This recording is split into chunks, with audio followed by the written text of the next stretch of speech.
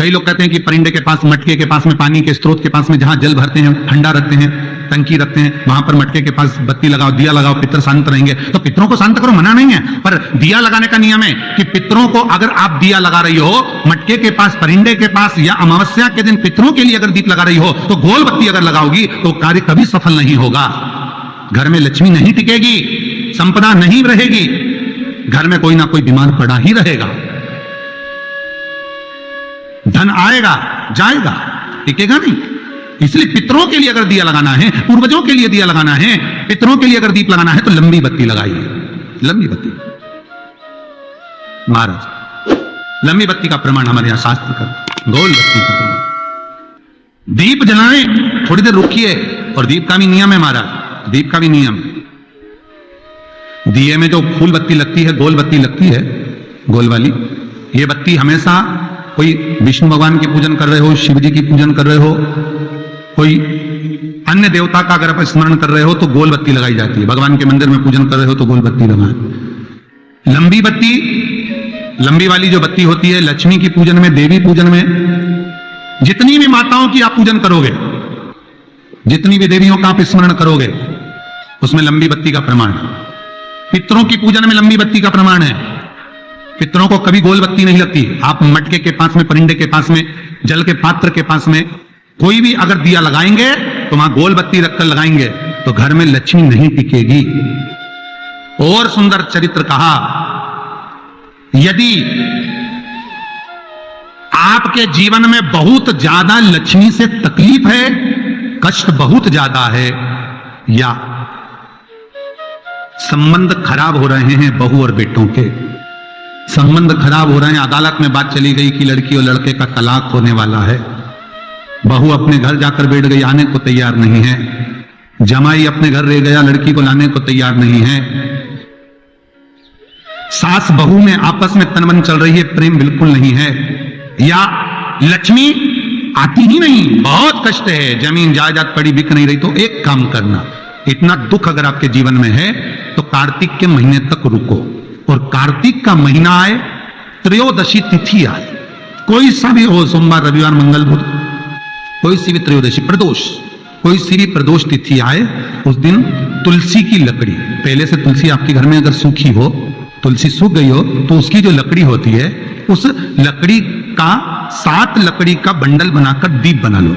लकड़ी का दीप मतलब लकड़ी, पतली पतली डालियों को लेकर कच्चे सूत से उसको बांधो और बांधकर घी में डुबक दो।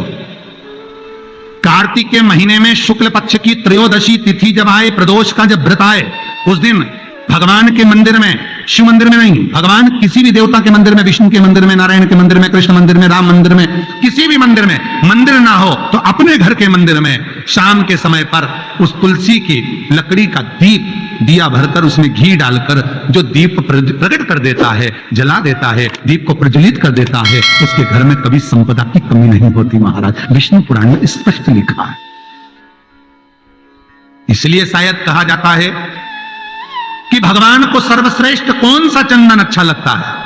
आपको पहले भी कथा में कहा, आगरा की कथा अगर किसी ने सुनी होगी तो उसमें वर्णन किया, भगवान को सर्वश्रेष्ठ चंदन कौन सा, भगवान को सर्वश्रेष्ठ चंदन कौन सा प्रिय है, वो कौन सा चंदन है जो भगवान विष्णु को लगाएं, राम को लगाएं, कृष्ण को लगाएं, वो कौन सा चंदन है जो श्री हरि को लगाया जाए। तो जीते जी भगवान विष्णु एक बार गले लगाते हैं, उसको कहते हैं हरि चंदन। कौन सा चंदन है? हरि चंदन। हरि चंदन बाजार में नहीं मिलेगा, हरि चंदन आपको बनाना पड़ेगा। कैसे बनाना है? तुलसी जब सूख जाए उसकी जड़ को निकाल लिया जाए, वो जड़ को पानी में धो लिया जाए, धोने के बाद उसको सिलबट्टे पर, पत्थर पर घिसा जाए और घिसकर उसमें थोड़ा सा कुंकू, रोली डालकर तैयार कर कर जो भगवान विष्णु के मस्तक पर, कृष्ण राम के मस्तक पर लगा देते हैं और उसकी एक बिंदी अपने हृदय पे लगा लेते हैं, जीते जी भगवान एक बार उसको गले लगाते ही हैं। हरि चंदन प्रियता। जैसे शिव महापुराण में रुद्र चंदन का भाव है, शिव महापुराण में रुद्र चंदन का प्रमाण दिया जाता है। अगर आपने लिंग पुराण पढ़ी हो तो उसका 5वां स्कंद अवश्य पढ़िएगा महाराज, और शिव महापुराण अगर पढ़ रहे हो तो उसका कुमार खंड पढ़िएगा, जिसमें रुद्र चंदन का प्रमाण है। रुद्र चंदन कैसा? रुद्र चंदन का प्रमाण कैसा?